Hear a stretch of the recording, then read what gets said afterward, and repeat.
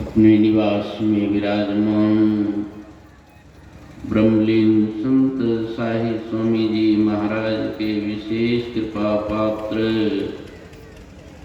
पूज्यपाद प्रधानाचार्य ऋषि चतुरानंद जी महाराज के पावन चरणों में कोटि कोटि नमन। पूज्य महात्मागण, सत्संग प्रेमी सदात्माओं, माताओं एवं बहनों, हम लोग आज रामचरितमानस के पाठ में माया के संबंध में चर्चा सुन रहे।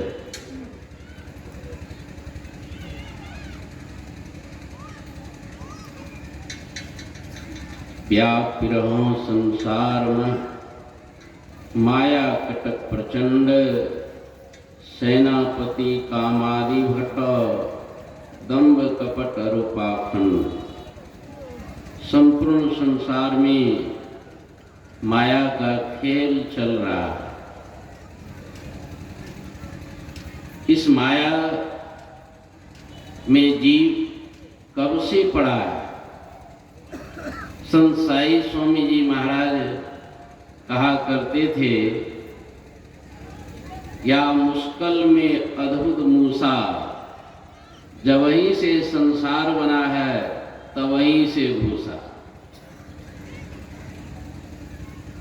मुश्किल समझते होंगे आप लोग, जिसमें कि मूसा को चूहा को फंसाया जाता है।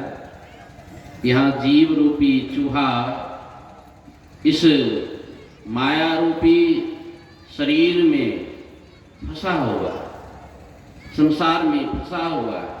कब से फंसा हुआ है तो कोई बता नहीं सकता। जब से संसार बना है तभी से ये माया के चक्कर में जीव पड़ा हुआ। माया का चक्कर 84 का फेर, मकरे के जाल में फंस गया मुकद्दर का शेर। ये जीव जो है परमात्मा का बच्चा है, जो अविनाशी है। वो चूहा जो है मुश्किल में फंसता है तो मर जाता है, लेकिन ये जीव अविनाशी है, ये मरता नहीं है। ईश्वर अंश जीव अविनाश। केवल मुश्किल टूटता है, मुश्किल जो है बदली होता है, लेकिन मृत्यु इसका नहीं, क्योंकि ये अविनाशी है।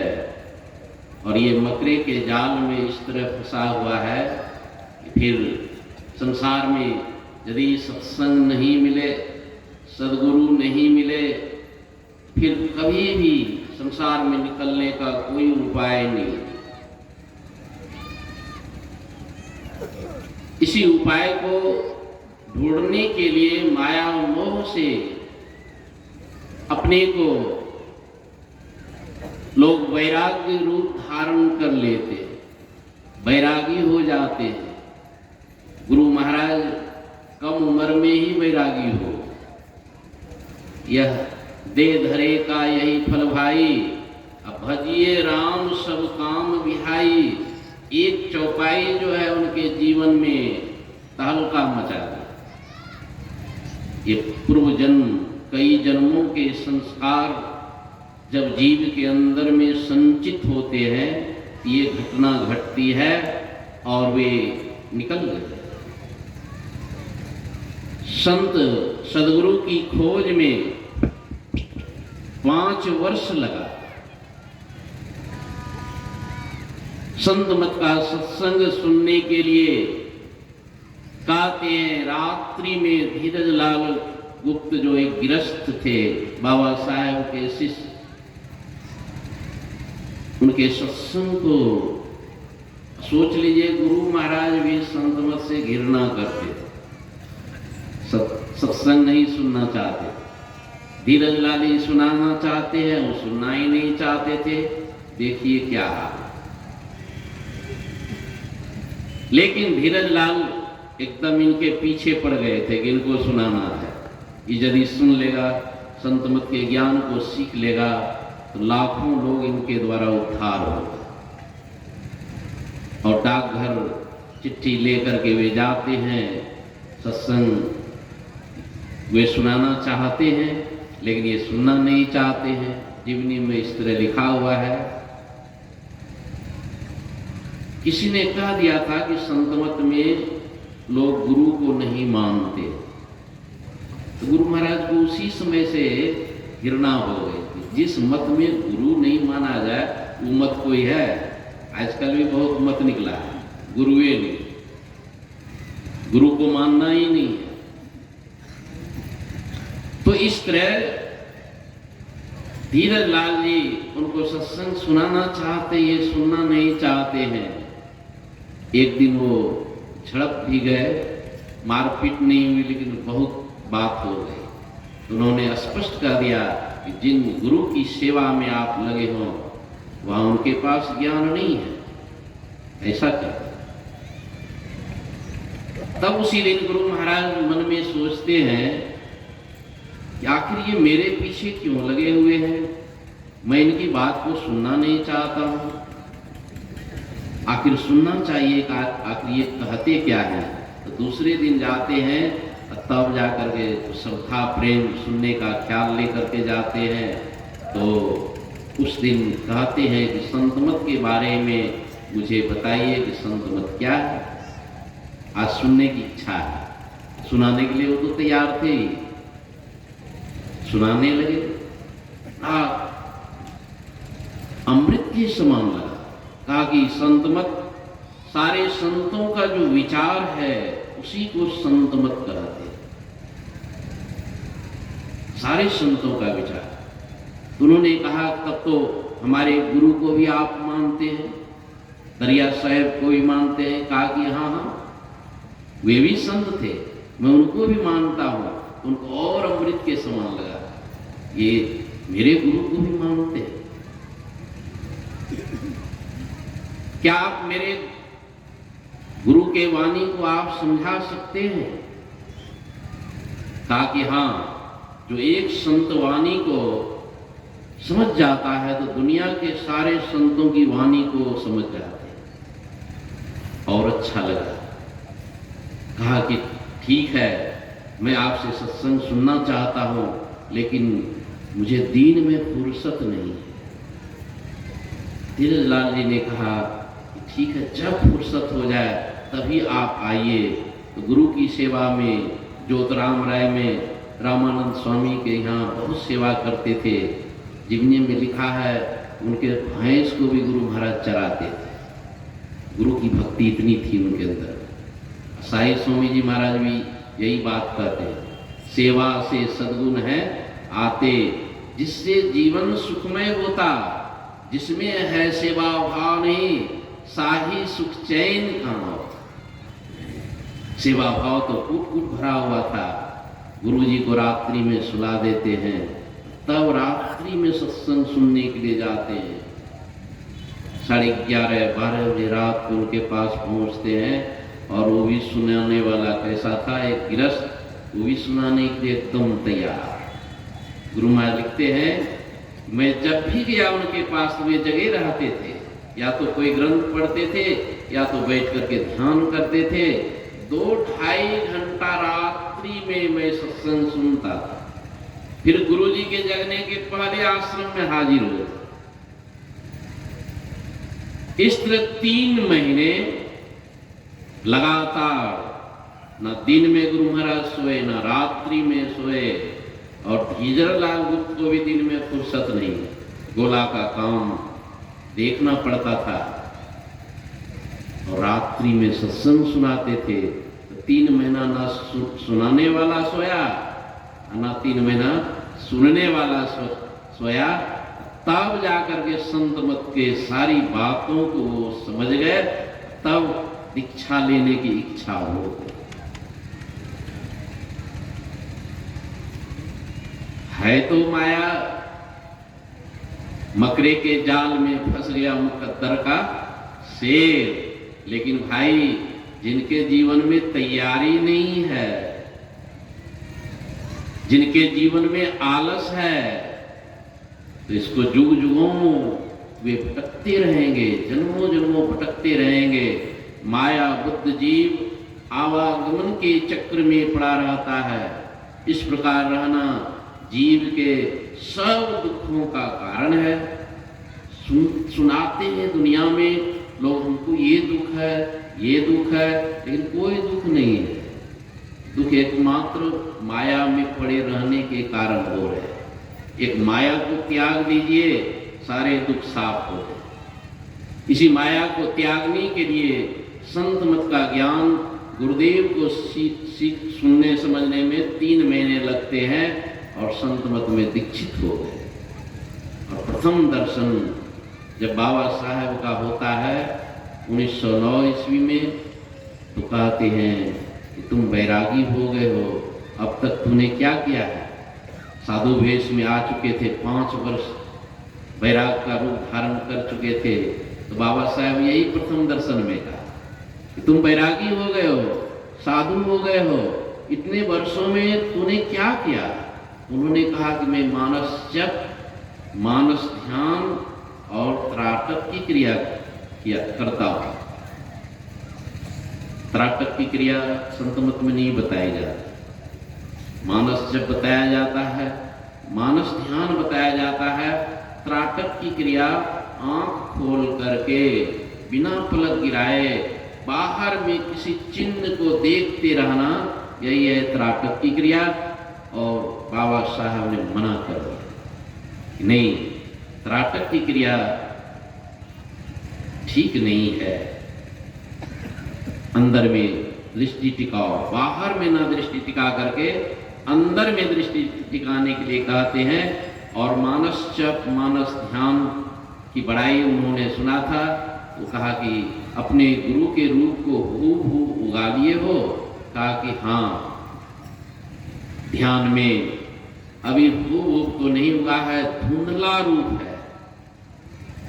बाबा साहब ने कहा कि नहीं, ध्यान करके मानस ध्यान में हूबहू जो है रूप को उगा लो, यही है मानस ध्यान।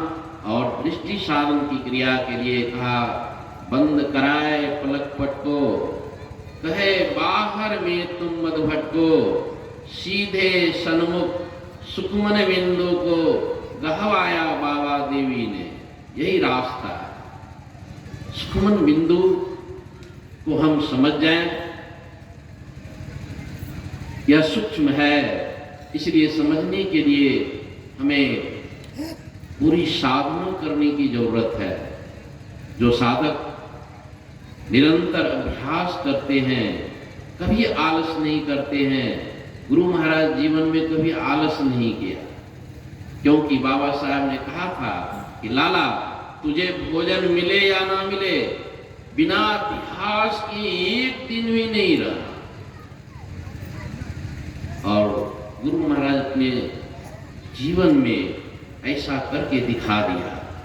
दिन दिन अधिक विराग, प्रेम सत्संग सो करते, दिन ज्ञान समझाए, बोध देख बुद्धि को हरते। कहते हैं कि दिन दिन उनके अंदर में वैराग बढ़ता ही चला गया।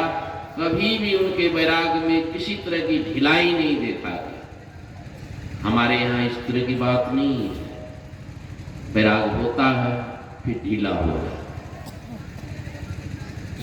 फिर वैराग हो, फिर ढीला। इस तरह जो है जन्म जन्म तक आप पीछे पड़ जाएंगे। अभी कभी भी आलस करने की जरूरत नहीं है। आपको भजन करने के लिए, ध्यानाभ्यास करने के लिए कोई बहाना बनाने की जरूरत नहीं है, क्योंकि यह माया जो है कहीं भी जाने से, चाहे हिमालय चले जाएं, चाहे कहीं भी धरती के किसी कोना में चले जाएं, स्वर्ग चले जाएं और ऊंचे से ऊंचे लोक लोकांतर में चले जाएं, संपूर्ण सृष्टि में जो है माया का ही प्रभाव। इस माया से छूटने के लिए यदि कोई कदम बढ़ाते हैं तो कहते हैं कि अंदर में बहुत काम, क्रोध, लोभ, मोह, अहंकार उपजते रहते हैं। उससे लड़ाई लड़नी पड़ती है। साधकों को जब अभ्यास में थोड़ी भी उन्नति होती है, पहले काम खड़े होते, विघ्न डालते हैं। और काम के संबंध में संत कबीर ने कहा, काम काम सब कोई कहे, मन में जेती कल्पना, काम कहा वैसो। संसार में कहते हैं कि कुदाल चलाना काम है, खेती करना काम है, दुकानदारी करना काम है, पढ़ना काम है, पढ़ाना काम है। ये सब छोड़ देंगे तो काम से मुक्त हो जाएंगे। ऐसी बात नहीं। आप देखिए, दुनिया के सबको काम को छोड़ भी दीजिए, लेकिन आपके अंदर में जो है कामना, इच्छा उत्पन्न होते रहते हैं। ये सब भी काम के अंदर ही आते हैं। एक बार काल जो है देखा कि संसार में सब जीव जो है भजन करके मेरे राज्य से निकल रहे हैं। एक भारी बैठक रखते हैं, उसमें सभी सेनापति उपस्थित हो गए। उसमें छल कपट दंभ पाखंड जितने भी सेना थे सब के सब उपस्थित हो गए। और काल राजा अंतिम में आते हैं और सिंहासन पर बैठ जाते हैं, आंखें लाल लाल करके देख रहे हैं। बात क्या है किसी को समझ नहीं। काल कुछ देर के बाद कहते हैं कि तुम लोग जो है मेरे काम को ईमानदारी से नहीं करते हो। क्या हुआ काल राजा? तुम लोगों के रहते जो है बहुत सारे जीव भगवान का भजन करके मेरे राज्य से निकल करके राम के राज्य में जा रहे हो। जो जीव चला गया तो वो सुख में चला गया, सुख के सागर में चला गया। लेकिन काल को बड़ा दुख होता है। काल की इच्छा है कि एक भी जीव जो है संसार से ना निकले। सबसे पहले काम ही खड़ा होते हैं कि काल राजा जो जीव चला गया सो चला गया, अब मुझ पर विश्वास कीजिए, अब एक भी जीव को मैं नहीं जाने दूंगा। छोटा मोटा काम छोड़ेगा तो बड़ा काम उसको दे दूंगा, और बड़ा काम खोजेगा तो और बड़ा काम दे दूंगा। इसलिए जीवन भर जब तक है जिंदगी अब फुर्सत ना होगी काम से। लेकिन उन्हें डांट कर बैठा देते हैं, बैठ जाओ। बहुत सारे जीव जो है निकामी होकर के मेरे राज्य से निकल गए। तो दूसरे नंबर में क्रोध खड़े होते हैं। काल राजा मैं क्रोध हूँ, मेरा बच्चा, बूढ़ा, अनपढ़, विद्वान, स्त्री, पुरुष, सब पर मेरा शासन है। जरा भी भजन करने का मन किसी को होगा, इसलिए कहा जाता है कि भजन करने वाले यदि एक बार भी महीना में क्रोध कर दे तो कहते हैं कि महीना भर जो आप भजन ध्यान किए हैं सब खा जाएगा, एक क्रोध। लेकिन आज क्रोध को भी डांट देते हैं और बैठा देते हैं कि बैठ जाओ। 94 ईस्वी की बात है, संत साई स्वामी जी के महाराज जिला अधिवेशन में जा रहे थे, मैं भी उनकी गाड़ी पर। बहुत सुनसान जगह था, कोई घर नहीं था वहां। एक महिला एक गोद में बच्चा लेकर के उस रोड पर, हम लोग देख रहे हैं अपने बच्ची को जो है क्रोध में आकर के वो पक्की सड़क पर मार रहे, पीट रहे, उठा उठा के पटक रही है। हम लोग जाते जाते देखे तो बच्चा को मारी है, अपना बच्चा को मार दी। क्रोध, ऐसी क्रोध करने वाले हजारों जन्मों में उसका भजन नहीं बन सकता। कहा काल राजा मैं क्रोध हूं, क्रोध, मुझ पर विश्वास कीजिए, अब किसी भी जीव को मैं जाने नहीं दूंगा, भजन करने का मन ही नहीं होगा। क्रोध को भी डांट के बैठा दिया। तब तीसरे नंबर में लोभ खड़ा होता है कि काल राजा मैं लोभ हूं, लोभ। कबीर साहब कहते हैं कि कामी तो बहुत तो तरिया, क्रोधी तरिया आनंद, लोभी जियरा ना तरे, कह कबीर वीरतन। कहते हैं कि कामी व्यक्ति बहुत संसार में तर गए, लोभी भी तर गए, नहीं क्रोधी भी तर गए, लोभी जियरा ना तरे। लोभी का कोई उपाय नहीं है संसार में, इसलिए हम लोगों को काम, क्रोध, लोभ से बचना चाहिए। लेकिन काल कहता है कि कितने जीव जो है निर्लोभी होकर के मेरे राज से चले गए। तब जो है मोह खड़ा होता है। मोह के बारे में संत साई स्वामी जी महाराज कहा करते थे, मोह सकल व्याधि कर मोला। लोहे की बेड़ी तोड़ी जा सकती है लेकिन मोह की बेड़ी नहीं तोड़ी जा सकती है। इस तरह बहुत सारे प्रसंग सत्संग में सुनाए जाते हैं, लेकिन ये मोह नहीं जाता है। अब हम लोग पूज्यपाद प्रधानाचार्य जी के स्वागत में खड़े हो जाएं। बोलिए श्री सद्गुरु महाराज की जय।